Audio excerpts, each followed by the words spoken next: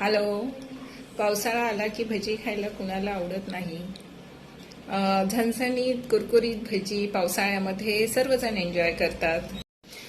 पण जर तुम्ही वजन कमी करत असाल तर तुम्ही लक्षात घ्यायला हवे की यामधून तुम्हाला किती कॅलरीज मिळतात. यामध्ये फॅट्स, कार्ब्स आणि प्रोटीन्स आहेत. आणि सहसा पर्सेंटेजचा विचार केला तर आपल्याला 100 ग्रॅम भज्यामधून साधारण 300 ते 350 ग्रॅम कॅलरीज मिळतात.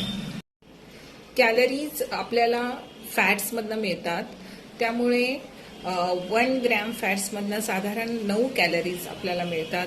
त्यामुळे दिवसामध्ये तुम्ही किती भजी खात आहेत या मर्यादेचा विचार करणं अतिमहत्त्वाचं आहे.